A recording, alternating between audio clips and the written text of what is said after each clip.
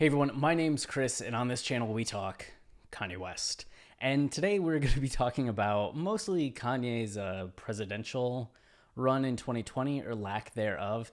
See, this headline here is currently a misleading one. So early this morning and even into yesterday, there were reports coming out that Kanye West dropped out of the 2020 presidential race.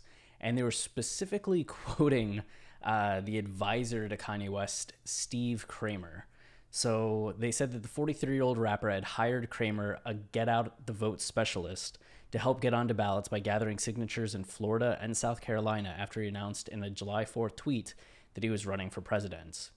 While Kramer said that the team had overwhelming support to get him on the ballots in the two states, West's decision to enter the race came after the Federal Election Commission deadline to appear on several state ballots had already passed. Kramer said any candidate running for president for the first time goes through these hiccups, and added that he had nothing good or bad to say about Kanye, which, like, was Kanye not paying the guy enough? Does he not want the job in the future? Like, what a weird statement to make. Like, how was it working with Kanye? I have nothing good or bad to say about Kanye West. Everyone has their personal decisions about why they make decisions. Running for president has to be one of the hardest things for someone to actually contemplate at that level.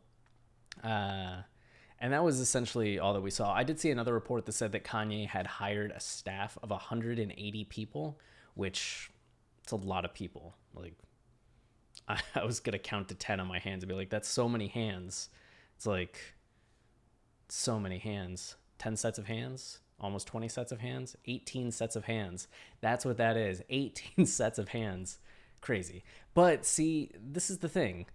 Later in the day, this very same day, July 15th, we had Kanye West 2020 presidential bid still alive, files with FEC, and now TMZ is reporting that Kanye has taken his first official step on the road to the White House. He filed with the Federal Election Commission seeking the office of president. He filed the first form required by the FEC Wednesday, Form 1 Statement of Organization, declaring that the Kanye 2020 committee will serve as the principal campaign committee with West as its candidate. The party is listed as BDY, which Ye said stands for the birthday party, which is hilarious. However, he's yet to file the more important Form 2 Statement of Candidacy, which shows he's raised or spent more than $5,000 in campaign activity and triggers candidacy status under federal campaign finance law. So, yeah, that's where we're kind of at. It seems that he filed some paperwork, and we can see it here. Ye community tweeted it out, the filing. And you can see Form 1, Kanye 2020, date 7/15, political affiliation, none. It's just some random stuff at that point. But,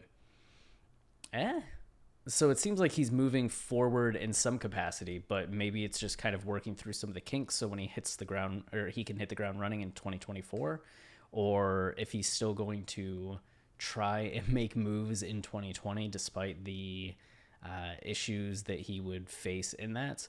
But still, I feel like if you're going to run for president in 2024, anything that you do now that gets you experience in that realm and kind of prepares people for it.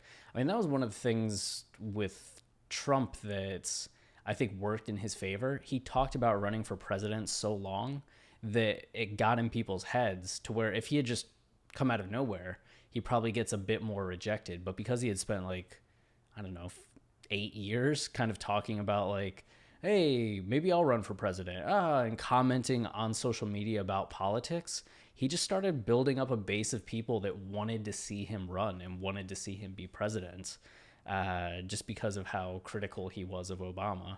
So with Kanye just entering his hat into the ring now and starting to have those conversations, starting to get people thinking of him as a presidential candidate, the more he gets himself out there in 2020, I feel like the better it helps his odds in 2024. Fascinating. And that's all that we kind of have regarding the presidential run. And I couldn't find the article, but Elon Musk, you could see down here that Kanye, who's had Elon Musk's support from the jump, has managed to stir plenty of publicity and controversy. After Kanye did the Forbes interview, Elon tweeted in response to somebody showing him Kanye's anti-vaccine and pro-choice stance, or pro-life stance, sorry, that Elon said, we may not agree as much as I thought, And then Elon, I guess, retracted that and said he still supports Kanye a few days later. So that's also a happening, that he still has Musk's support. And here we have Kanye West gets 2% in national presidential poll. And this is funny because you've probably seen at this point how many people have said, oh, Kanye's just running as a ploy to help Trump to steal votes from Biden. It's only to steal votes from Biden that he's doing this. So Redfield and Wilton Strategies did 2 polls.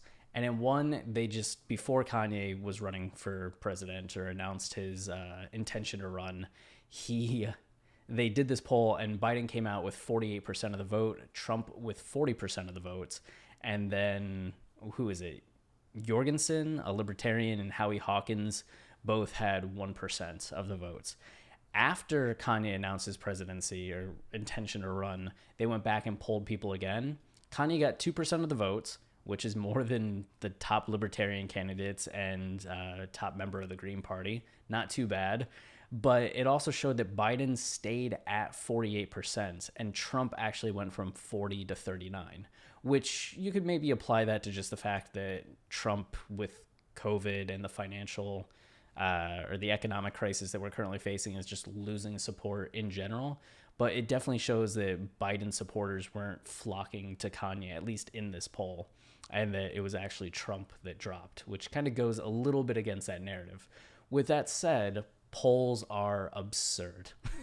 So I don't think we can even take this seriously to begin with. But at the same time, if we were going to, and then here we're going to get into kind of a second half of the video talking more about Sana and these photos that Kanye tweeted out. I hope it's pronounced Sana.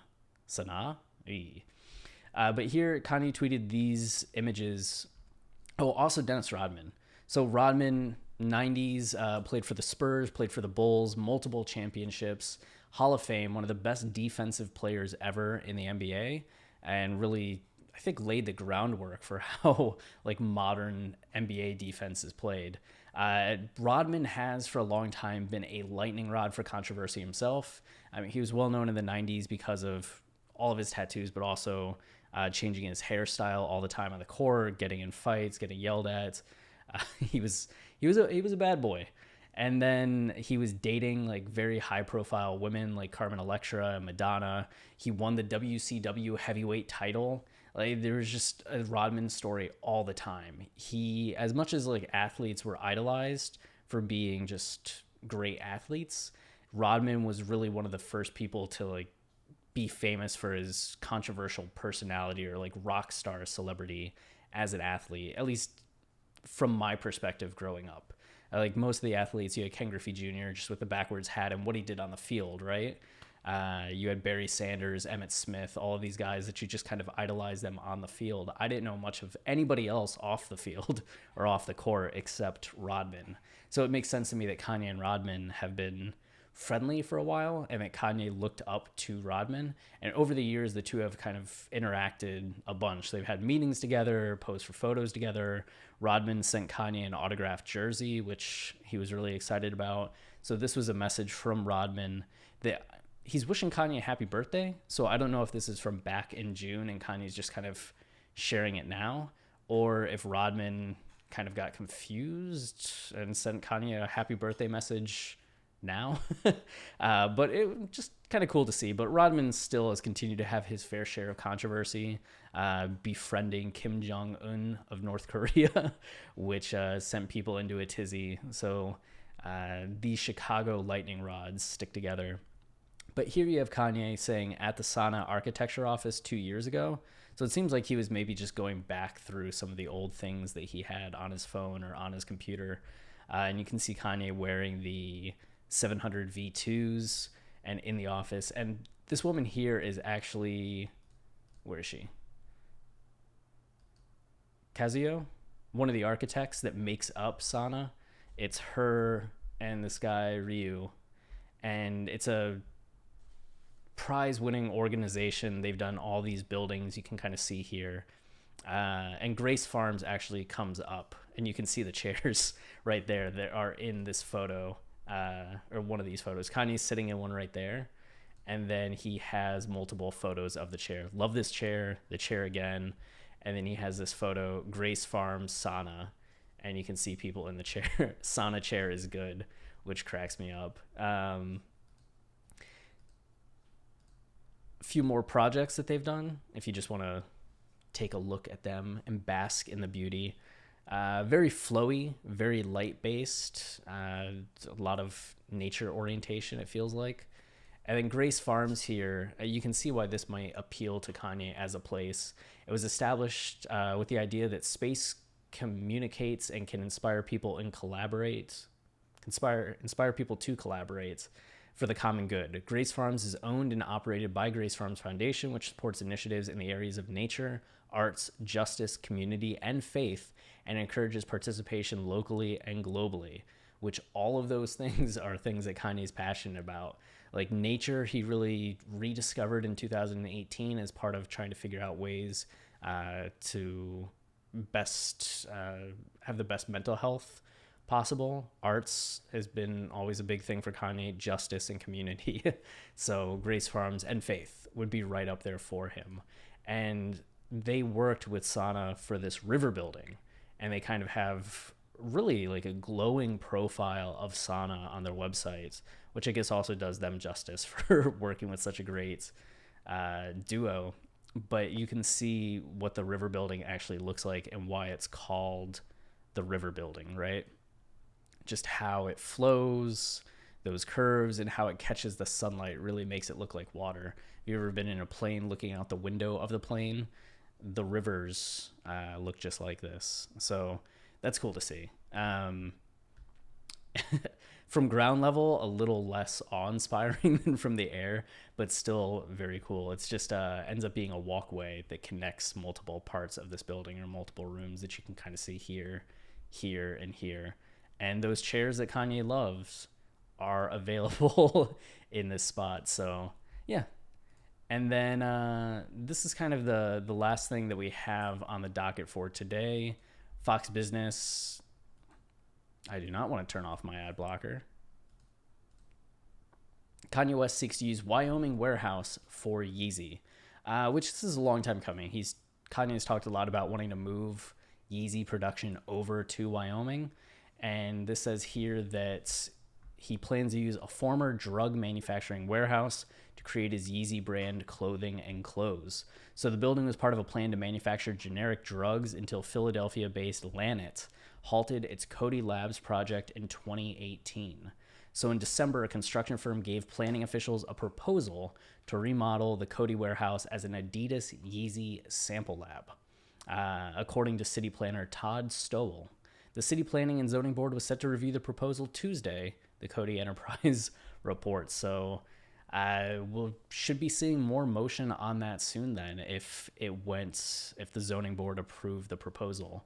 And then that could be a major happening in the second half of 2020 or even into 2021.